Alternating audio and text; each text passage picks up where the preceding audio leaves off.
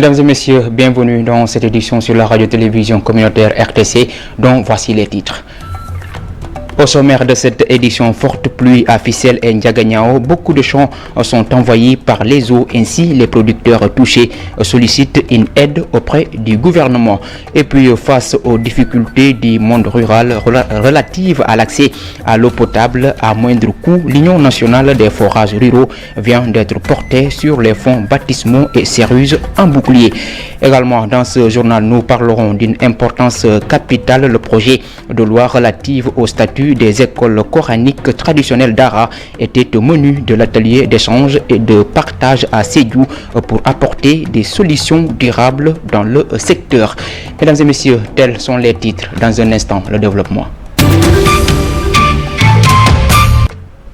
Mesdames et messieurs, bonsoir et bienvenue dans cette édition sur la radio-télévision communautaire RTC. Pour démarrer, le ministre de l'Intérieur et de la Sûreté publique générale, Jean-Baptiste Tine, a invité les populations riveraines du fleuve Sénégal à plus de vigilance face à la montée des eaux. Il a également assuré que toutes les dispositions ont été prises par l'État du Sénégal pour apporter à la population toute l'assistance nécessaire.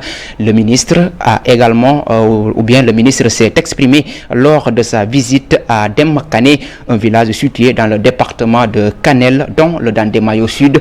Écoutons à ce propos général Jean-Baptiste Tine au micro de Omar Sall. La journée d'aujourd'hui, à la visite de la localité de Demakane. C'était d'abord pour voir de nos propres yeux les informations que nous avaient données en temps réel les autorités administratives, mais aussi et surtout apporter, témoigner à la population toute la compassion du chef de l'État, celle du Premier ministre et de l'ensemble du gouvernement face à cette épreuve très très difficile. Nous réitérons toute notre compassion, nous partageons avec eux vraiment les difficultés du moment. J'ai tenu aussi à les assurer que toutes les dispositions ont été prises par l'État pour leur porter toute l'assistance requise en de pareils moments. Depuis quelques heures, les premiers mouvements de vivre, de tente, de l'eau, en tout cas de tous leurs besoins, ont commencé à être satisfaits progressivement. Je tiens aussi à les rassurer que malgré les difficultés, nous resterons en permanence à leur côté. Et puis, comme annoncé dans les titres, suite aux fortes pluies qui se sont abattues ces derniers jours, beaucoup de champs des villages situés entre Fissel et Ndiaganiao ont été envahis par les eaux. Le maire, accompagné d'une délégation, s'est rendu sur place pour constater les dégâts. Une occasion pour ces producteurs touchés d'exprimer leur profond désespoir et tout en sollicitant l'aide du gouvernement. Omar Tine, maire de Fissel, que nous écoutons au micro de Pape Kairé. Vraiment, en ce moment-là, tous les paysans ont espoir qu'ils auront de très bonnes récoltes. Malheureusement, le Tout-Puissant a fait que les eaux ont envahi les cultures. À partir de Bat, en passant par Lambayen, Sassar, Kertoubey, Bampana, c'est le même décor. Vraiment, les champs ont été envahis par les eaux et les cultures. Actuellement, il y a des zones où on ne peut pas accéder, comme le champ de Samba, qui vient de parler tout à l'heure. Et je suis convaincu que, n'eût été les récoltes qu'on attendait, le bétail constitue le principal problème des paysans. Parce que quand on cultive l'arachide, ce n'est pas pour l'arachide en tant que tel, mais pour le foin. Et on a vu que vraiment les dommages sont inestimables. En tout cas, on fera en sorte que les autorités soient au courant que des paysans qui ont investi en achetant des semences, en achetant des intrants, ont vu leur récolte vraiment dans une situation très difficile. Et puis, face aux difficultés du monde rural relatives à l'accès à l'eau potable à moindre coût, l'Union nationale des forages ruraux vient d'être portée sur le fonds baptismaux. Cette structure entend défendre les intérêts du monde rural en demandant l'État du Sénégal de revoir les réformes hydrauliques. Ibrahima Nying, porte-parole du jour, est au micro de Ousmane Dem. Le monde rural est confronté à d'énormes difficultés. C'est la raison pour laquelle nous sommes réunis pour proposer à l'État du Sénégal des solutions durables pour éviter la privatisation de l'eau. Les difficultés rencontrées dans le monde rural, c'est l'accès à l'eau potable.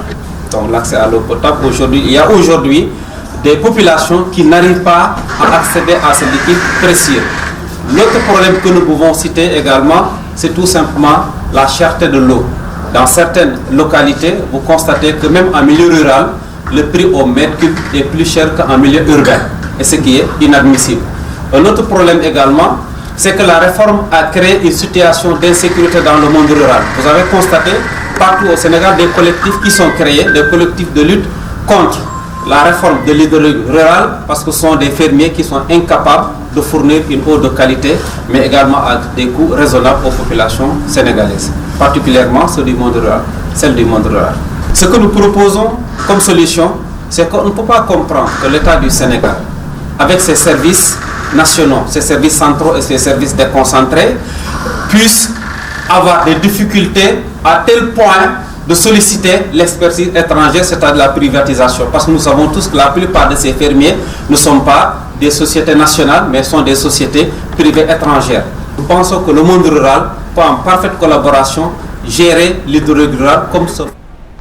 À présent, parlons éducation. L'Académie de Sédhiou a accueilli l'atelier d'échange et de partage sur le projet de loi relatif au statut des écoles coraniques ou bien coraniques également traditionnelles, communément appelées Dara. La rencontre a rassemblé des institutionnels et des maîtres coraniques pour discuter de l'importance de ce projet et recueillir des suggestions visant à son amélioration. Suivons les explications de Babacar Gaye, chef de la division de la planification et des statistiques à la direction des Dara du ministère de l'Éducation nationale au micro de Oumar Sissé. Le ministère de l'Éducation nationale a défini une nouvelle vision. Cette vision s'est déclinée en 11 leviers stratégiques et 18 actions, parmi lesquelles la 5e concerne les Dara. Et un atelier a été tenu à Hambourg pour mettre en place un cadre de concertation nationale. Au sortir maintenant de cet atelier, il a été retenu pour un large consensus de faire les 14 régions du pays. C'est pourquoi aujourd'hui, nous sommes venus ici à Sédhiou pour discuter et échanger avec les acteurs, pour discuter donc de ce projet qui revêt une importance capitale pour les Dara, qui pendant des siècles ont joué un rôle important en matière d'éducation, de formation et surtout de transmission de valeurs. Il vise à reconnaître les Dara et leur donner un statut qu'ils méritent. Surtout leur donner un cadre formel afin de pouvoir donc bénéficier des avantages de l'État. Dans le même sillage, la mission de la direction des Dara du ministère de l'Éducation nationale, après l'étape de Sédhiou, s'est rendue à Kolda. Elle a rencontré les différents acteurs pour la mise en place d'un cadre de concertation visant à améliorer les enseignements dans ces structures scolaires. Voici M. Babacar Gueye, chef de division de la planification, au micro de Abdou Diaw. C'est décliné en 11 leviers stratégiques. Au-delà de ces 11 leviers stratégiques, nous avons aussi 18 actions, parmi lesquelles la 5e qui concerne les Dara, consistant à mettre en place un cadre de concertation sur les Dara. Après maintenant l'installation de ce cadre, les autorités nous ont instruit de faire le niveau déconcentré afin de pouvoir partager ce projet de loi qui revêt une importance cruciale pour les Daara, qui pendant des siècles ont joué un rôle important dans notre société en matière d'éducation, et surtout transmission de valeurs. Ils sont venus ici aujourd'hui à Kolda, réunissant les Serigne Daara, en passant par les institutionnels, je veux dire, les Serigne Daara, les Borom Daara, les imams, les chefs religieux, les Ndeye Daara, les journalistes, pour partager avec eux ce fameux projet de loi qui mettra surtout les Daara dans un cadre formel. Une fois que les Daara aient un statut, je pense qu'ils pourront bénéficier de beaucoup de choses. À Podor, un lot de fournitures d'une valeur de plus de 11 millions de francs CFA octroyés aux établissements scolaires de la commune de Ndioum dans le cadre du démarrage de la rentrée scolaire 2024-2025, une tradition bien respectée par le conseil municipal pour soulager les parents d'élèves qui saluent cette action sociale de grande nature. Aminata Ndiaye, notre correspondante à Podor, a assisté à la cérémonie de remise d'immatériel. Au total, 11 248 000 francs CFA de fournitures scolaires ont été remis aux établissements de la ville. La municipalité respecte ainsi une tradition établie fort longtemps, certes avec une enveloppe substantielle pour améliorer les conditions de travail des élèves et des enseignants. Il y a eu un travail qui a été fait, partant d'abord de la collecte des effectifs, à l'expression d'abord des directeurs d'école, un arbitrage du comité de la commission éducation de la mairie et une comparaison avec en tout cas les offres des fournisseurs qui a permis la sélection d'un fournisseur qui a aussi respecté les délais pour nous livrer à temps.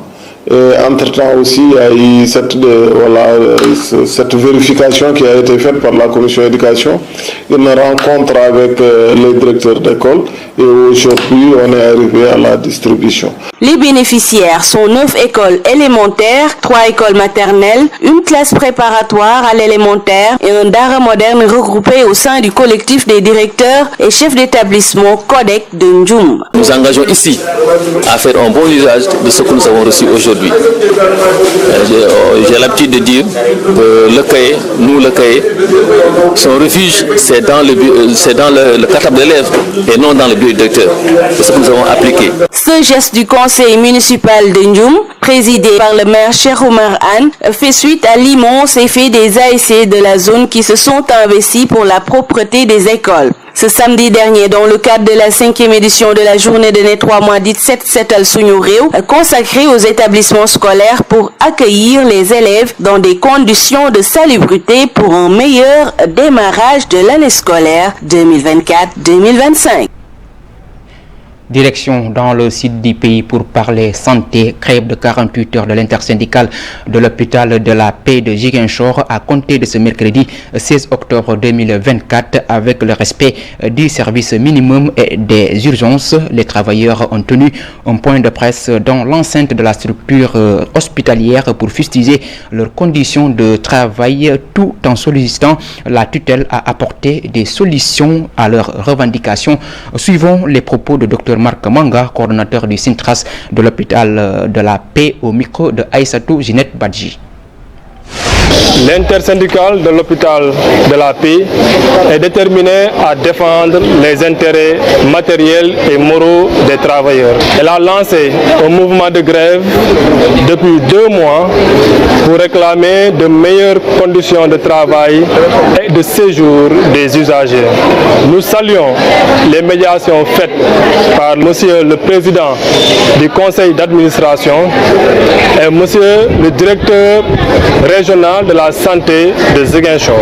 Monsieur le ministre de la Santé et de l'Action sociale nous a fait l'honneur de répondre favorablement à notre demande d'audience. Les échanges au cours de cette audience ont permis d'aboutir à des engagements forts et convaincants pour sortir de crise, notamment par la mise en place de mesures conservatoires et des actions pérennes pour assurer un environnement sûr et de qualité pour les patients et le personnel.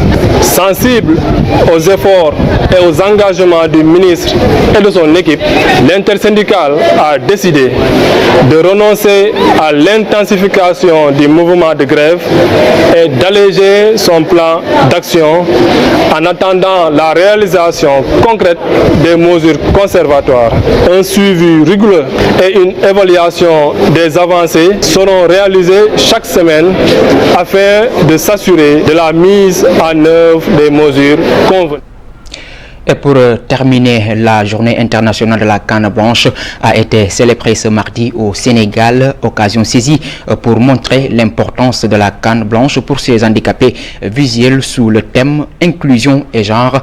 À Ziguinchor, les personnes non-voyantes, autorités municipales et agents départementaux de l'action sociale ont marqué cette journée à travers un engagement ferme à accompagner cette couche vulnérable, compte rendu Aïssatou Badji.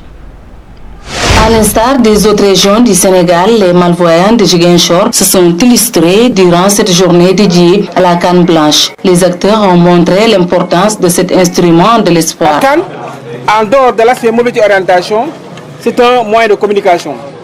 Quand l'enfant le fait comme ça, là il veut demander de l'aide. Ok? L'enfant, quand il fait comme ça la canne, il demande de l'aide. Quand il le fait comme ça, il est fâché. Et quand il le tend devant comme ça, il veut traverser. Donc ça c'est important. Quand vous voulez canne, c'est un canne là. C'est important. Il communique, il oriente. Beaucoup de personnes ne se savent pas. Donc, face à l'urgence de venir en aide à ces personnes vulnérables qui semblent perdre tout repère dans la société, le service départemental de l'action sociale s'engage. Cette journée-là, ça nous permet de faire l'état des lieux sur la situation réelle et les conditions de vie des personnes déficientes visuelles et d'évaluer également les politiques publiques. Et quand je parle de politique publique, Longtemps mobilisée aux côtés des personnes vivant avec un handicap, la municipalité de Ziguinchor, lieu de célébration de cette journée, compte pérenniser ses actions. De matériel et d'accompagnement parce que la mairie, elle est là ici pour l'action sociale. Surtout ces genres de cas-là qui sont là, très difficiles. La mairie... Célébrée cette année sous le thème l'inclusion et le genre, la journée internationale de la canne blanche est une occasion de se mobiliser pour donner aux malvoyants toute leur place dans la société. Mesdames et messieurs, c'est d'ailleurs cet élément qui met fin à cette édition sur la radio-télévision communautaire RTC. L'information continue sur www.iracsenegal.sn. Au revoir.